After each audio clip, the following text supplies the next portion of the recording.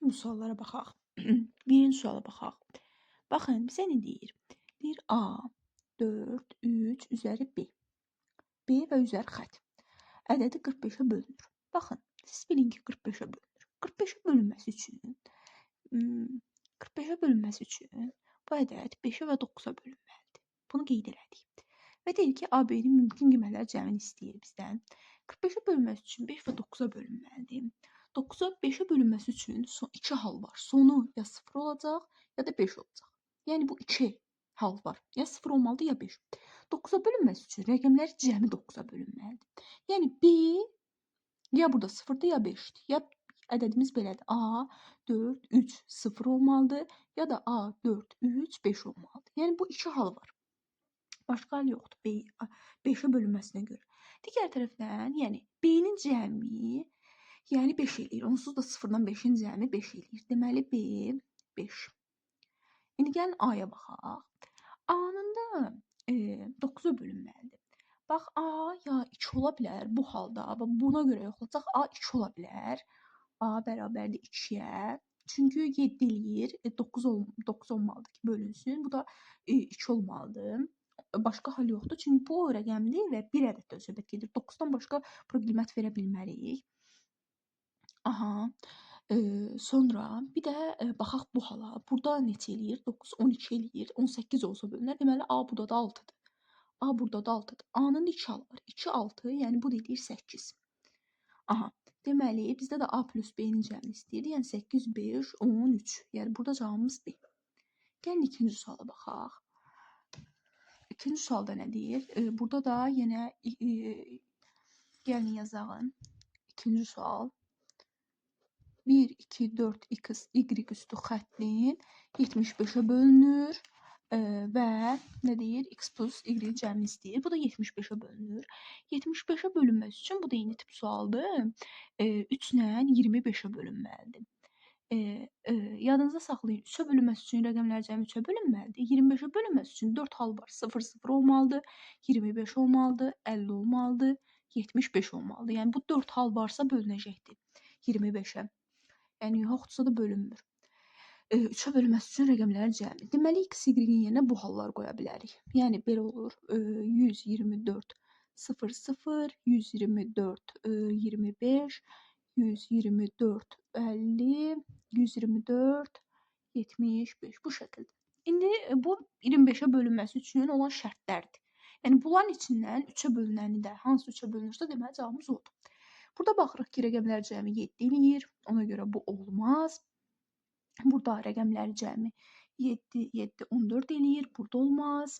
Burada 7, 12 eləyir. Rəqəmlərin cəmi deməli cavabımız budur. Burada da 7 və 12, 19 eləyir. Bu da olmaz. Deməli cavabımız budur. Sadəcə burada x, y-in cəmini istəyirdi. Bunun 50-nin elə biri x-dir, biri y-dir da. Belə deyil. Biz bura 50 yazmamışıq. Deməli x 5-dir, y 0-dır. O da rəqəmlər cəmi 5 eləyir. Cavabımız da 5-dir. Cavabımız da baxırıq ki, A variantıdır. Yəni qeyd eləyək. A variantı. Keçək 3-cü suala. 3-cü sualda nə deyir bizə? Baxın, sual buradadır. A plus B-nin cəmi 200. 3-cü sualı gəlin buradan qeyd eləyək. A plus B-nin cəmi 288-dir. Əbob AB 36-dır. Deyir ki, şəraitini ödəyən AB natural ədədlər cütü var. Neçə dənə? Bax, yadınızda saxlayın. Biz əbob deyəndə nə deyirik? Əbobda hər ikisi ortaqdır da.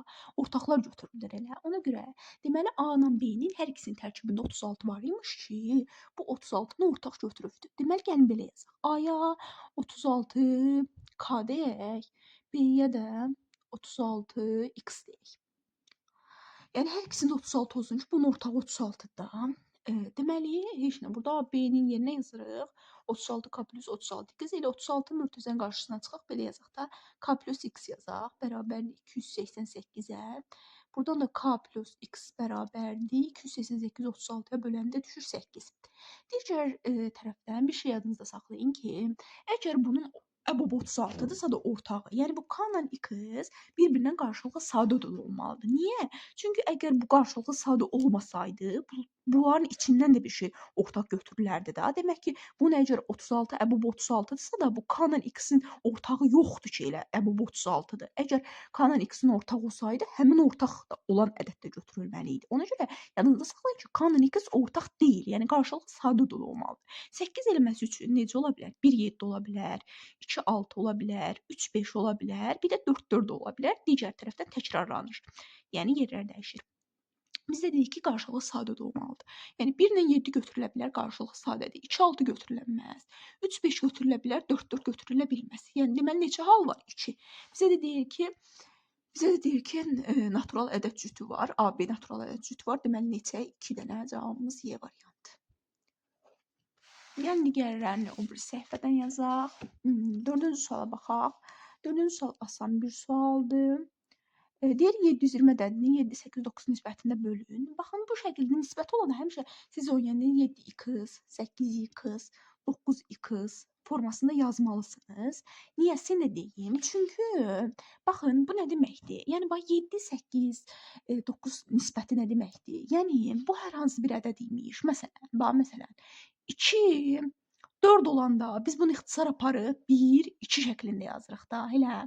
Sonra mən bunu 1x yazsam, buna da 2x yazsam. Sonra məsələn biz bura 1 qoysaq, bu 1 eləyir. Burada 1 qoysaq 2. Sonra 2 qoysam bu 2 eləyir. Buna da 2 qoysam bu 4 eləyir. Görürsüz? Yenidən gəlib eyni bir ədədə alınır. Yəni nisbət nə deməkdir? Hər hansı bir ədəd imiş, ixtisar olunubdur. Sonda 7, 8, 9 qalıb. Eyni bir ədəd olmalıdır. Ona görə x yazırıq və yaxud da k da yaza bilərsiniz.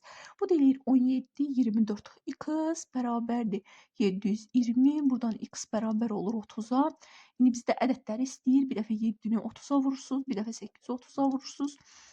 Bir dəfə də 9-u 30-a vurursunuz. Bu da 210, 240 və 270 edir. Burada da cavabımıza da baxaq. Deməli A variantı. Sonra gəlin 5-ci suala baxaq. Deyir yağlı 3% olan 7 litr südlə yağlı 6 olan 3 litr südü qarşılıqda alınan südün yağlılıq faizini tapın. Yəni belə məsələləri qablar üsulu ilə eləsəz daha yaxşı olar. Deməli, deyir ki, yağlılığı gəlin qablar çəkək. Aha, deməli, yağlılığı 3% yazaq 3% 7 litr və o bir neçə idi? 6% 3 litr. 3 litr. Sonda bizdən qarşıda alınan südün yağlılıq faizini istəyir. Baxın, bu ümumilikdə 10 litr olacaq, amma biz neçə faiz olacağını bilmirik. Yəni x faiz yazıram. Həmişə belədir. Yəni sonda litrdir.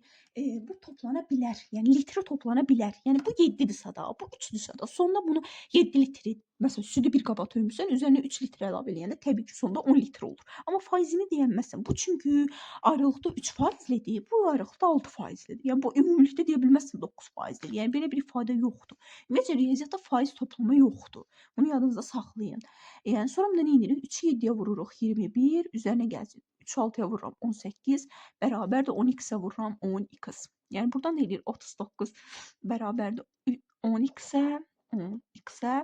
X-i də tapmaq üçün 39 ona bölürəm, yəni 3 onda 9%. Yəni faizlə istədiyinə görə sonda 9%. Cavabımız da eləyir C variantı.